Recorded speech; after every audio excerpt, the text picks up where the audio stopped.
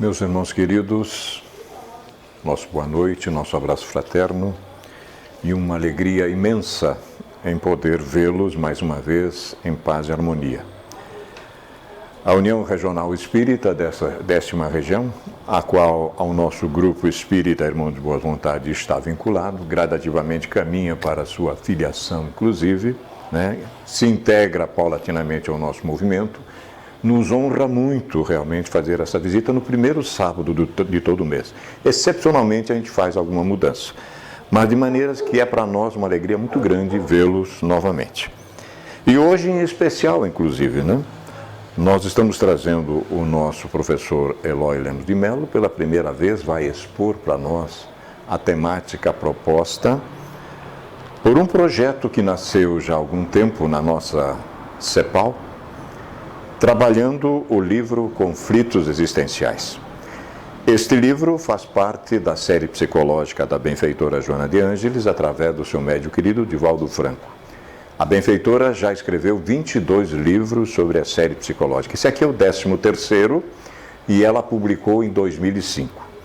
Este livro é um desafio para nós. Nós já tínhamos estudado, e ele é motivo de estudo, inclusive, na CEPAL. Há um grupo de estudo que estuda esta obra. Esse livro ampliou-se na nossa frente e nós não sabíamos por quê. Quando os benfeitores veem que eu tenho uma certa dificuldade de entender a mensagem, praticamente eles gritam no ouvido da gente, eles aumentam a obra na minha frente. Eu já sei de que se trata daí, porque isso é um método que eles vêm utilizando comigo há mais de 30 anos. Quando a obra fica grande na minha frente, eu digo, meu Deus, então eu vou ver de que se trata. Descobri.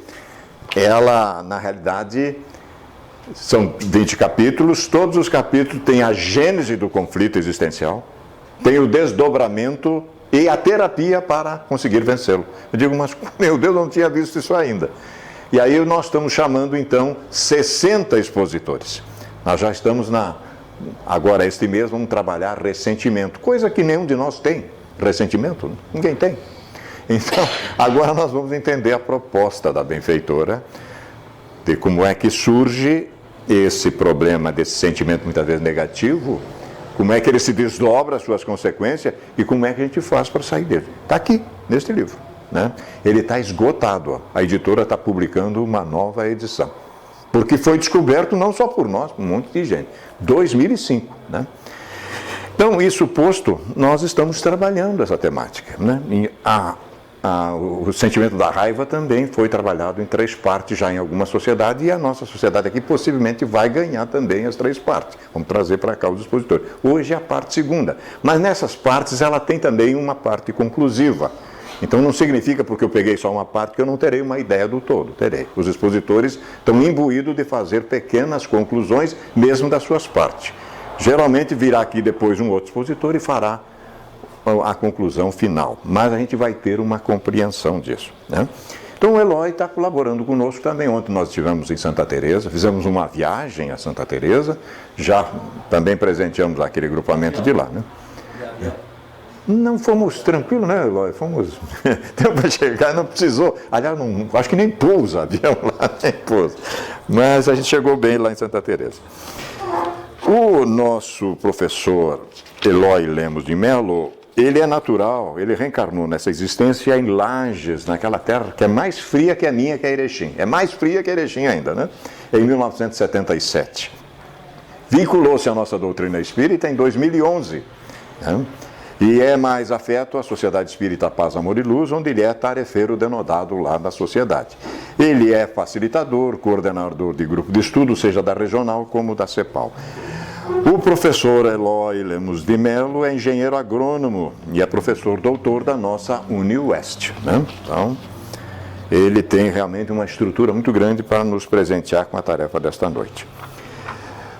A benfeitora Joana de Ângeles também, em 1976, escreveu esta obra aqui que também está meio estranho. A pessoa deixou a obra de lado do caminho. Leis Morais da Vida, que trata da 3ª parte do Livro dos Espíritos. Interesse nosso, Leis Morais da Vida, porque depois só tem as esperanças e consolações. A gente tem que passar por isso. Ela escreve uma obra e ela analisa esse sentimento negativo da raiva no sentido da agressividade. E o Eloy vai passar por isso. Então nós temos aqui uma liçãozinha introdutória, depois ele amplia para nós esses conceitos. Ela diz para nós o seguinte, 1976, faz tempo, eu ainda estava muito aquém de chegar ao movimento espírita. O agressor deve ser examinado como alguém perturbado em si mesmo, em lamentável processo de agravamento. Não obstante, merece tratamento a agressividade que procede do espírito, cujos germes o contaminam em decorrência da predominância dos instintos materiais que o governam e dominam. Então nós temos ciência já que nós estamos mais perto da base do que da meta. Nós estamos viajando, mas ainda estamos lutando para vencer esses instintos aqui dos nossos atavismos anteriores. Problema sério que exige cuidados especiais. A agressividade vem dominando cada vez maior número de vítimas que lhe cai inerme nas malhas constritoras. Né? Eu estou falando de 76, pode ser que hoje não tenha mais isso aqui. Eu acho que não tem. Né?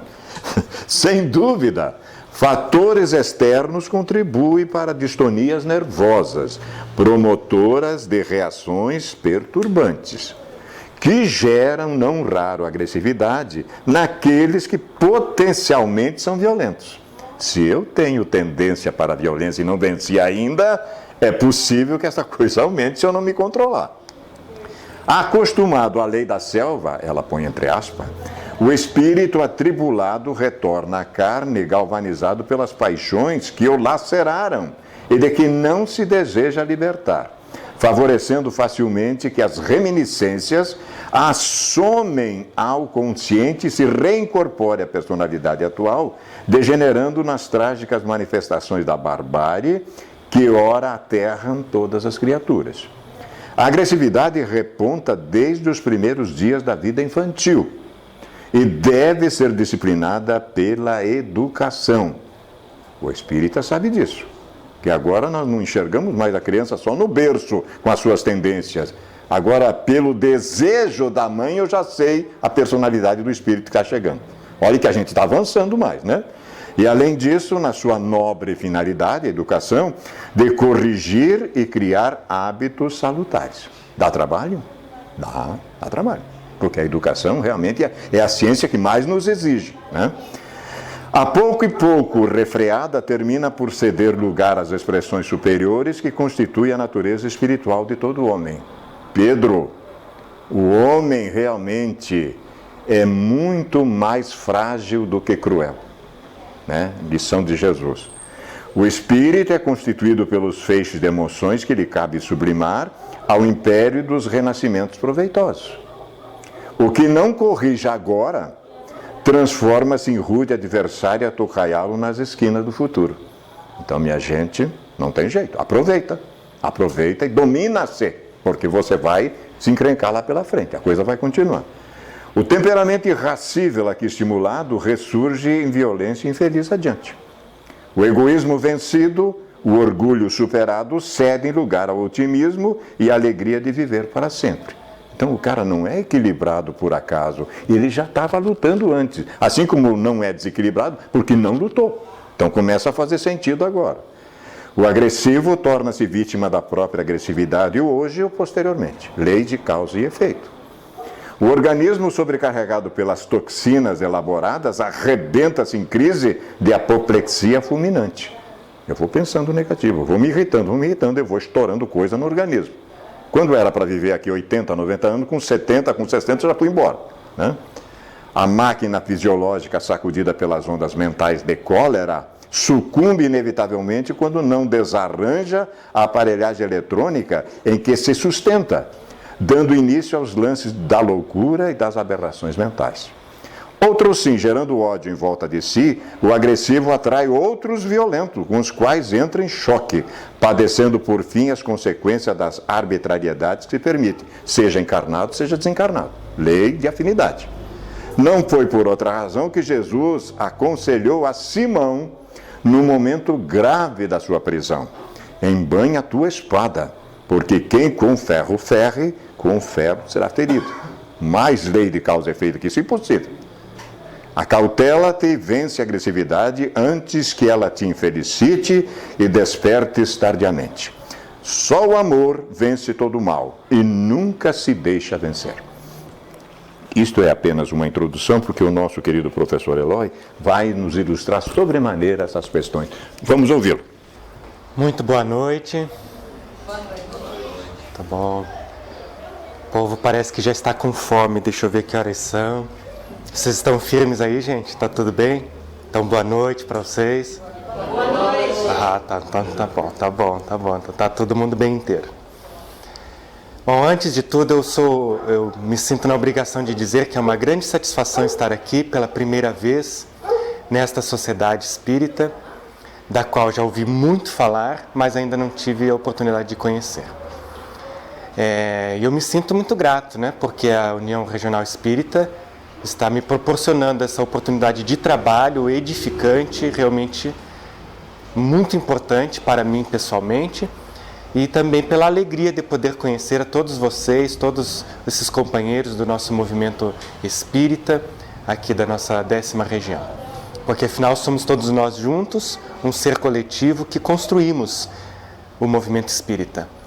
E diria Leon Denis que a doutrina espírita é um bloco monolítico e muito bem consolidado, mas o movimento espírita não. O movimento espírita será aquilo que nós fizermos dele. E, portanto, todos nós juntos temos que estar muito imbuídos da construção muito séria que está sob as nossas responsabilidades. Hoje eu venho trazendo aqui um tema sobre a raiva, e é um tema que eu particularmente não gostaria de falar de princípio, quando ele me foi apresentado, mas aí, num momento de insanidade, eu aceitei esse desafio. E, na verdade, foi uma grande surpresa para mim, porque foi um aprendizado, tem sido um aprendizado muito grande, falar sobre este assunto, esclarecedor, na verdade, e eu espero que, assim como tem sido esclarecedor para mim, eu consiga compartilhar destas luzes agora, neste momento, com todos vocês. Para a gente começar, eu vou convidá-los que a gente faça uma breve viagem. Nós vamos relembrar um acontecimento que está registrado no Evangelho de João, no capítulo 18. É um trecho muito curto que eu vou ler, mas eu preciso que vocês venham comigo, que a gente vá fazendo a cena na nossa cabeça e vamos tentando imaginar aquela situação toda que aconteceu, para que a partir daquilo ali a gente vá então fazendo as nossas reflexões. Pode ser assim? Então, capítulo 18 de João, e eu vou começar do versículo 19. Vou apenas lembrar que neste momento Jesus tinha recentemente sido preso. Ele tinha ceado na noite de Páscoa com os seus discípulos queridos e recentemente preso, já como previsto por ele, foi levado em seguida ao sumo sacerdote, Anás. Entrando então no palácio de Anás, acontece um diálogo muito interessante. Eu gostaria então de falar com vocês sobre isso. Então, o sumo sacerdote interrogou Jesus a respeito dos seus discípulos e a respeito dos seus ensinos. Anás questiona Jesus. Jesus respondeu-lhe: eu tenho falado publicamente ao mundo. Eu sempre ensinei na sinagoga e no templo, onde todos os judeus se reúnem, e nada disse secretamente. Por que me interrogas? Interroga os que ouviram o que lhes falei, eis que eles sabem as coisas que eu lhes disse. Mas quando ele disse essas coisas, um dos guardas presentes lhe deu uma bofetada. Deu uma bofetada em Jesus e disse: é assim que respondes ao sumo sacerdote? E Jesus lhe respondeu: se falei mal, testemunha a respeito do mal, mas Se falei bem, por que me feres? Este é um diálogo emocionante e profundo. A gente percebe aqui neste momento, quando o guarda se dirige sem sequer ter sido chamado para isso, se dirige em direção a Jesus e o esbofeteia. E é significativo, porque nos dias atuais nós ainda presenciamos esse tipo de situação. Veja, nós estávamos diante de um homem amarrado, rendido fisicamente. Não era um homem qualquer, era o governador espiritual do nosso planeta. Mas naquele momento, completamente indefeso. E um homem se dirige até ele e lhe dá uma bofetada no rosto. E isso ainda acontece nos dias atuais de maneira diferente, mas vem acontecendo. Quando nós ocupamos posições superiores, ou que julgamos superiores, quando nós detemos o poder de alguma maneira, seja este poder político, administrativo, seja por causa da nossa posição social, ou por causa da posição econômica, muitas vezes é difícil para nós aceitar qualquer tipo de comparação. É difícil para nós aceitar que alguma outra pessoa esteja, ou seja, principalmente, superior. E nestes momentos, quando nós somos desnudados ou nos sentimos inferiores, muitas vezes recorremos à violência. À violência verbal e, quando não, às vezes, à violência física. Diante de Jesus, amarrado e indefeso, no entanto, demonstrando muito claramente a sua superioridade moral, aqueles homens se sentiam inferiorizados. E então lançavam mão, abriam mão, lançavam mão da violência. Quando nos faltam os argumentos, quando nos falta a serenidade apresentada aqui na mensagem inicial, quando nos falta a paz duramente conquistada, nós lançamos mão da violência. Por isso vai nos dizer o Espírito Joana de Ângeles nesta obra Conflitos Existenciais. A raiva se exterioriza quando o ego sente-se ferido. Quando o ego se sente rebaixado, ferido, humilhado, a raiva se apresenta como um impulso, um instinto de autodefesa. A raiva se faz presente. A raiva é uma das expressões da agressividade. A agressividade é uma energia que nós trazemos conosco desde os primórdios do nosso processo evolutivo. A agressividade, é uma energia que nós trazemos conosco desde muito tempo. Porque nós passamos pelos reinos até chegarmos ao reino hominal. Neste processo evolutivo, quando estagiando no reino animal, nós exercíamos a agressividade. A agressividade está presente. Ela é uma energia que permeia nosso ser e, por si só, a agressividade não pode ser classificada nem como boa e nem como ruim.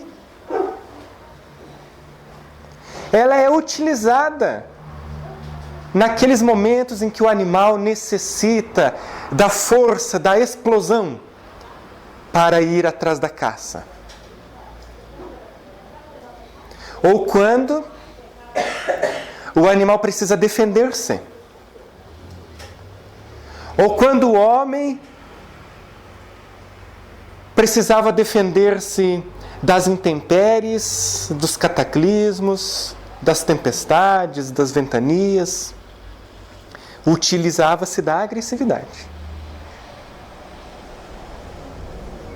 É, portanto, uma energia que, se bem direcionada, é capaz de construir.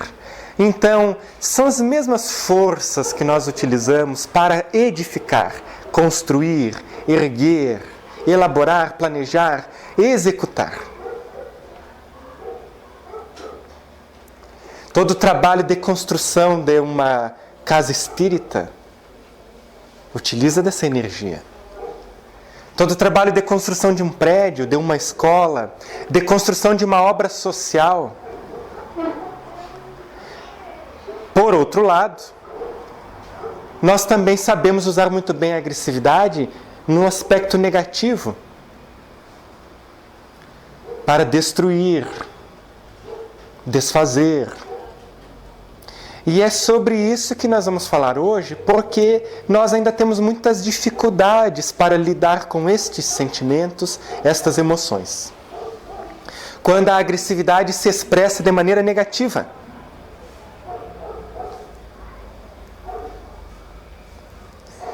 Quando se expressa de maneira negativa, a agressividade pode vir na forma de irritação.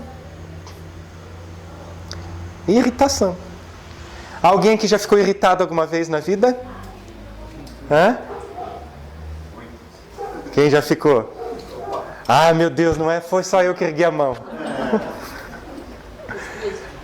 Fica irritado, por exemplo, no trânsito? Você fica irritado com o quê?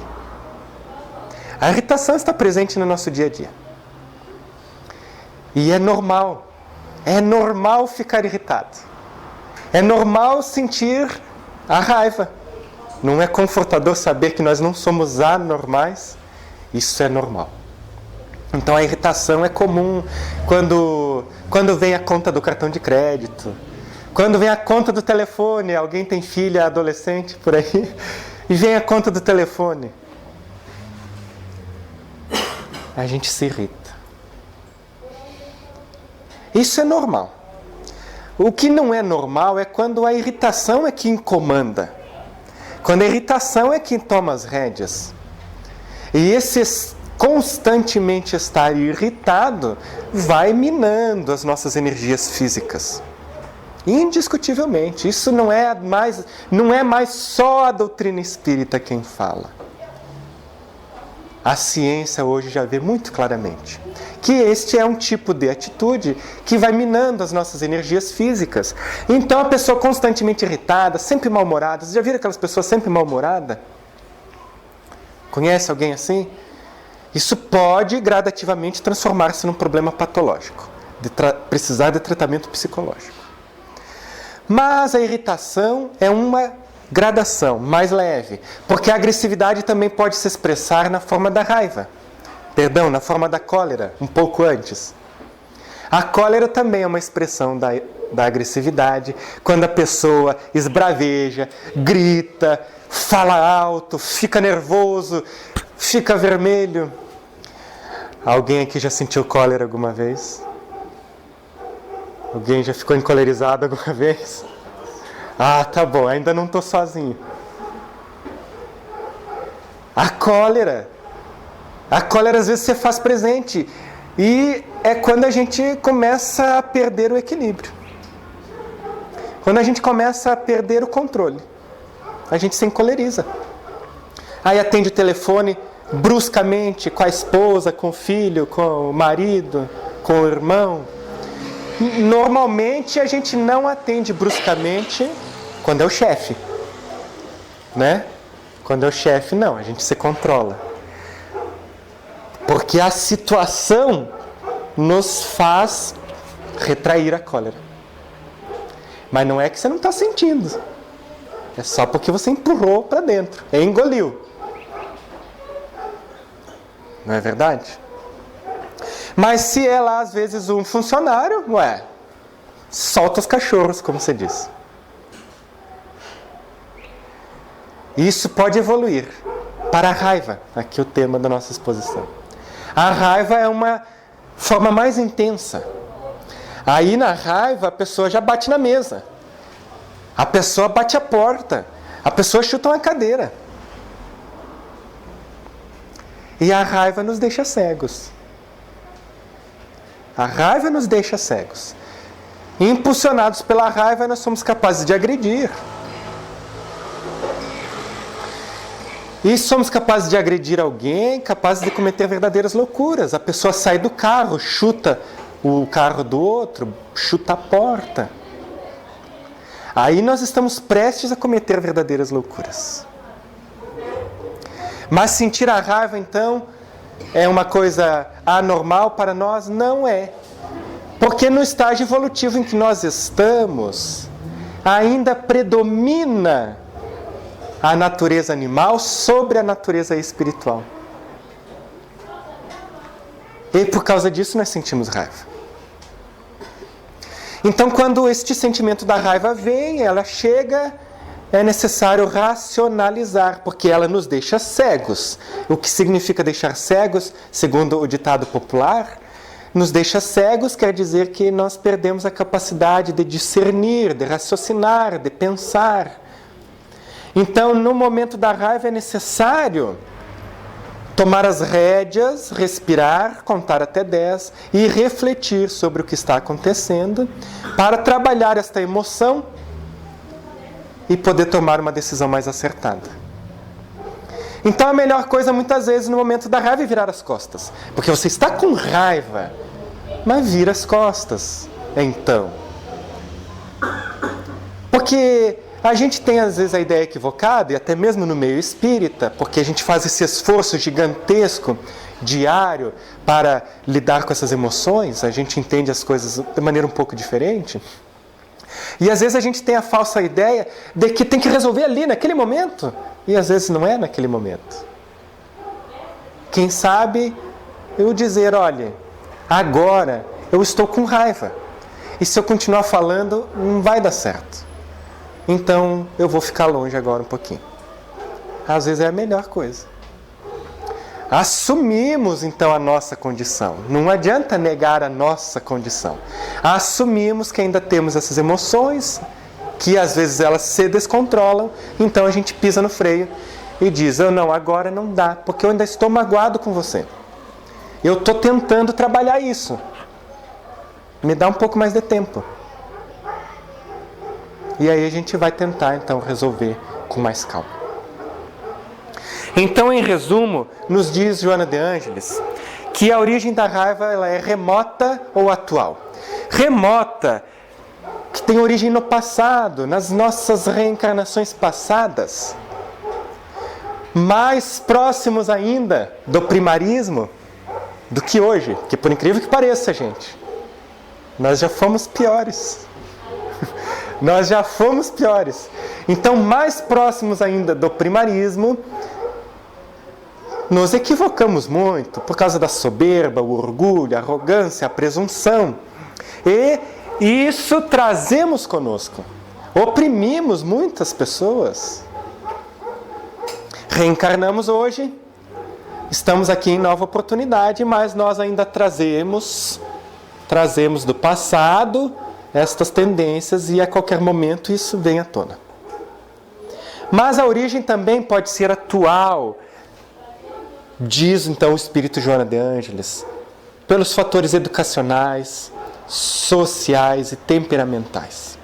Então, na educação, no meio, também sofremos influências de tal modo que vamos expressar mais intensamente ou menos intensamente o sentimento da raiva. Aí vem aquela importância fundamental da educação das nossas crianças, tentando dar a elas uma direção mais adequada, para que elas consigam lidar na fase adulta de maneira melhor com a agressividade. E aí, nós temos que ter muito cuidado, porque nós não podemos reprimir quando ela se expressa, mas também não podemos deixar que ela faça tudo o que quiser. Porque de um lado, toda vez que ela expressar agressividade, se a gente reprime muito intensamente, ela nunca vai saber lidar com isso. Nunca. Vai ser um adulto sempre desequilibrado, porque a raiva vem, ela vai vir sempre. A irritação, a cólera. E você não sabe como lidar com aquilo.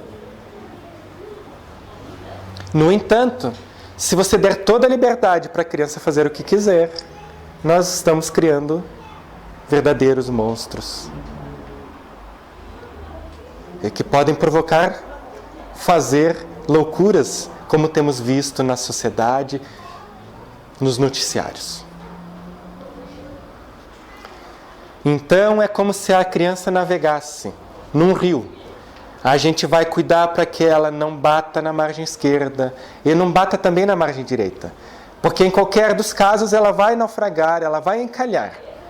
A gente vai tentando dar as direções para que ela navegue no meio do caminho.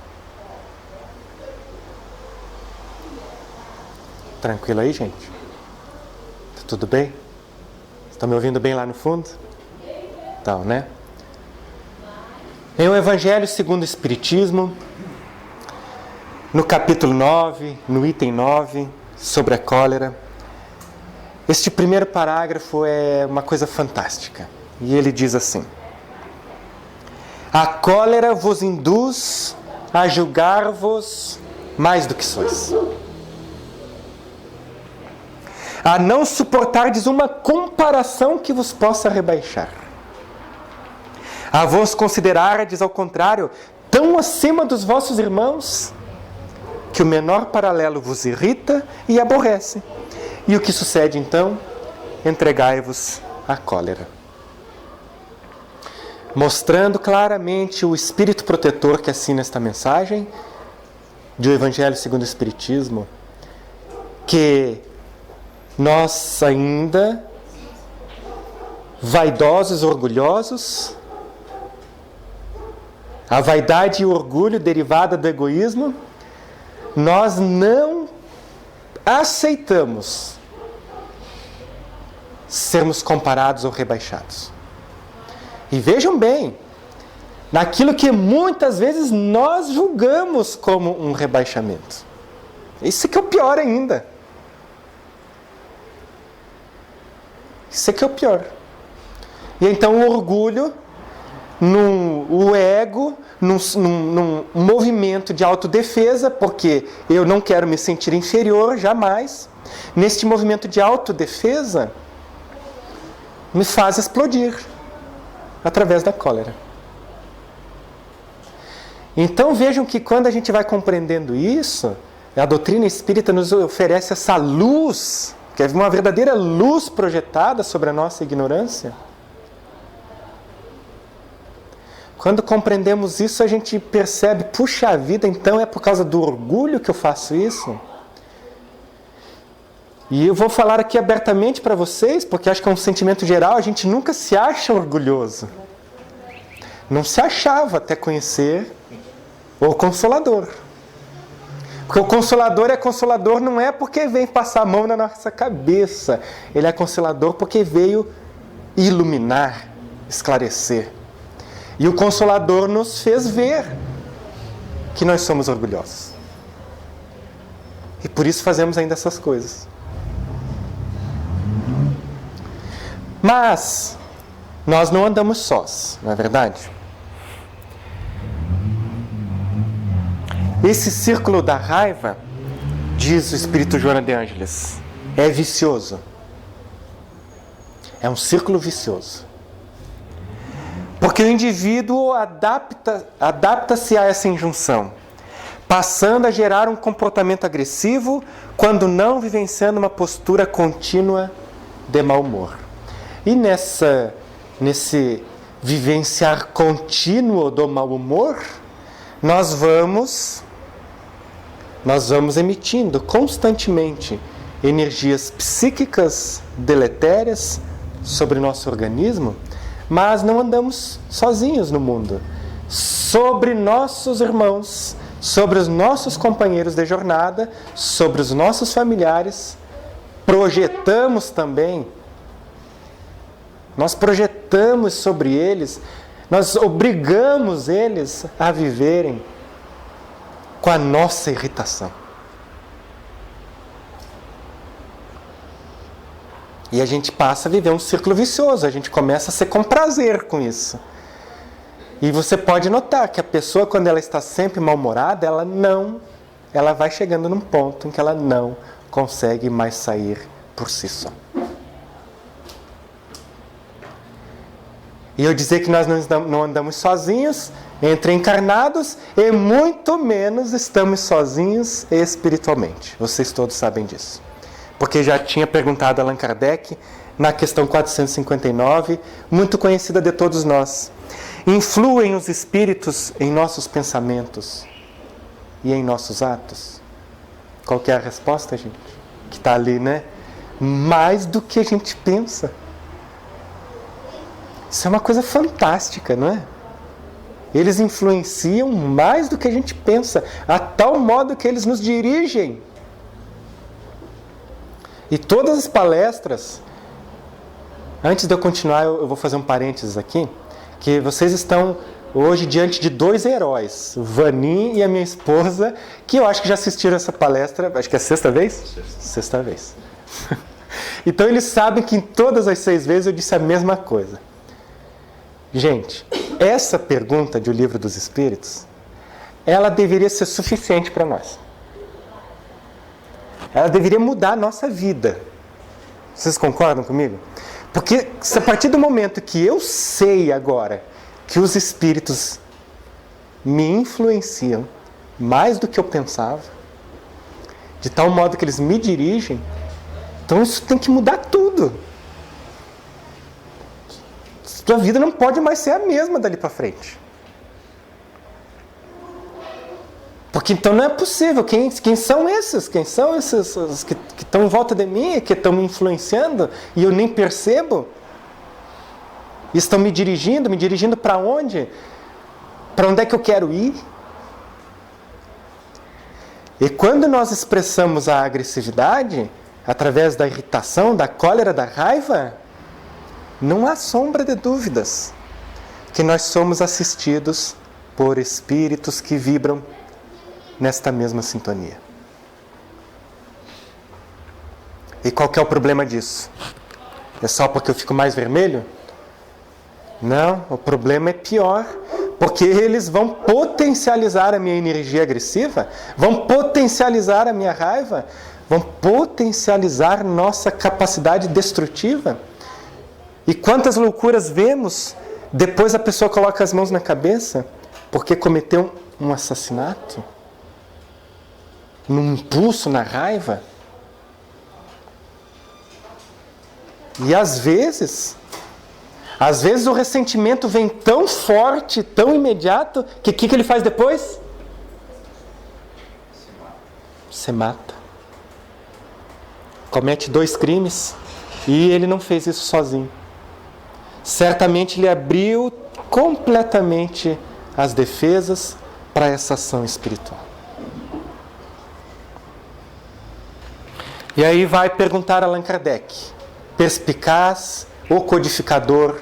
Hoje a gente tem uma clareza muito maior a respeito de Allan Kardec, este espírito elevadíssimo. Ele vai sempre além, ele vai perguntar mais à frente. Então, já que eles nos influenciam, ele quer saber por que meio nós podemos neutralizar a influência dos maus espíritos. Eu peguei só um pedacinho da resposta. Os espíritos superiores dizem: praticando o bem e pondo em Deus toda a vossa confiança, repelireis a influência dos espíritos inferiores.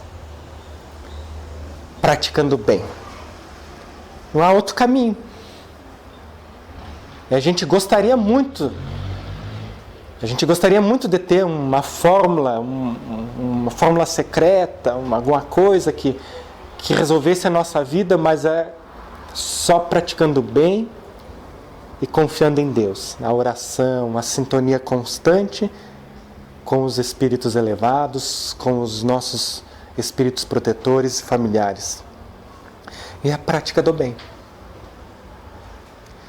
Para libertar-se, inclusive, da irritação, da cólera e da raiva.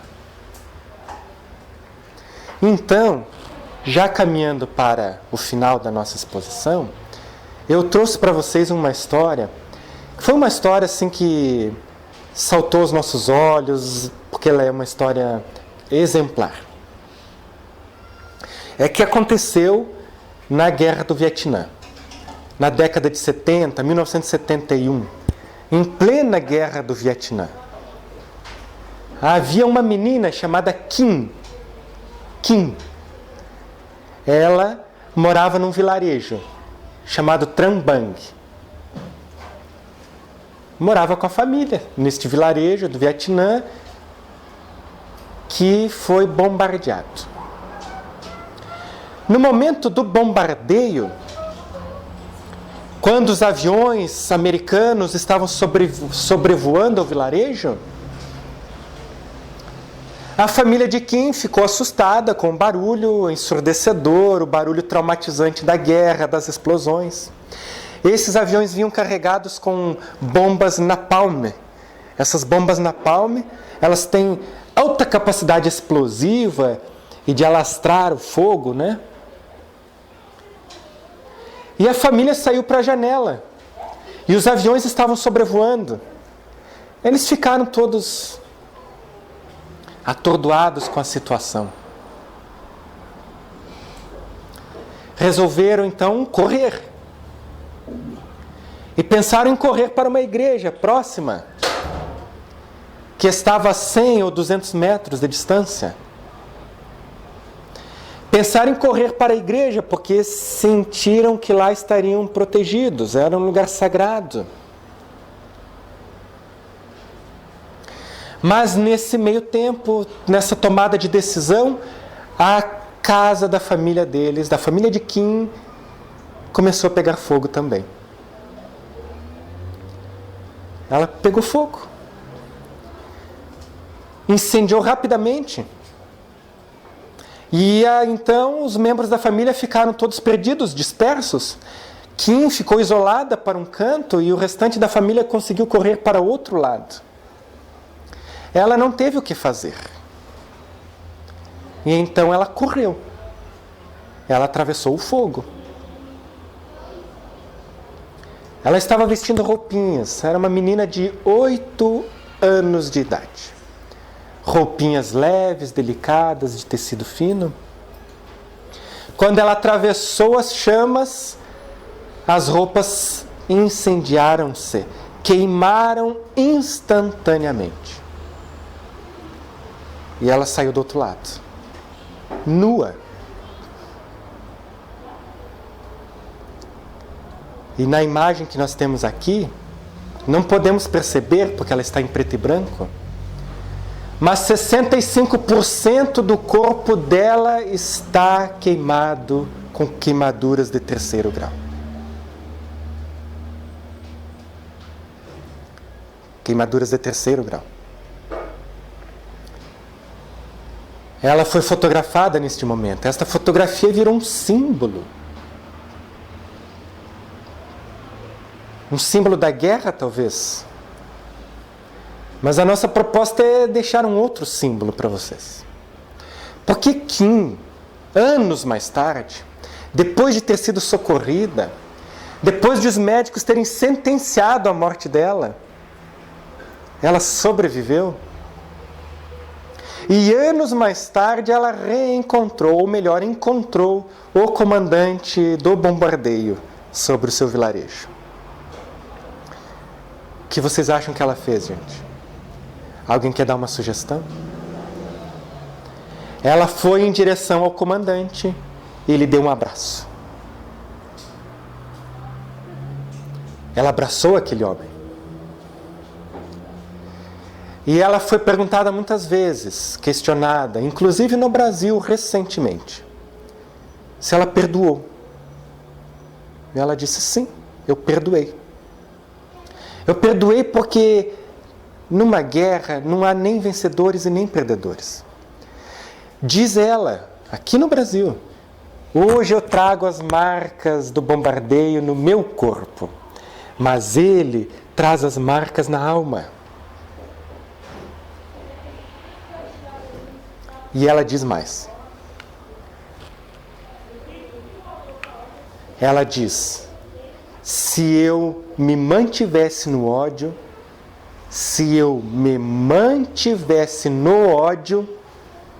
eu nunca sairia daquele inferno.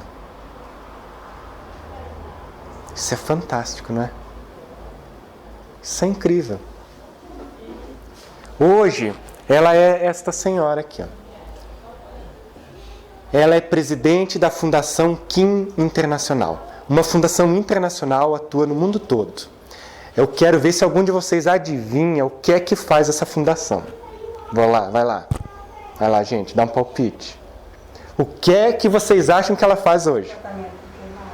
Tratamento de crianças atingidas pelas guerras. Que transformação! Ela fez uma escolha: manter-se no ódio ou sair daquele inferno. Qual é a nossa escolha de todos os dias quando levantamos? Manter-se irritados, manter-se na cólera, na raiva? Ou manter-se no ódio, que eu tenho certeza que nenhum de nós aqui hoje se compraz mais com o ódio. Nós temos que fazer uma escolha. E quando a gente faz a escolha certa, a gente faz uma transformação na nossa vida. Kim, eu trouxe ela como exemplo porque ela compreendeu isso que nós espíritas estamos compreendendo, tentando viver no nosso dia a dia. Bem-aventurados são os brandos. Eles é que possuirão a terra. Não serão os coléricos e os raivosos. Aliás, neste mundo de transição, os raivosos e os coléricos herdarão uma outra terra. Porque eles não terão mais condições de vibrar na sintonia em que este planeta vibrará nos séculos vindouros. São bem-aventurados os brandos, porque eles herdarão a terra. Meus queridos amigos, muito obrigado pelo carinho e pela atenção de todos vocês, e muita paz a todos.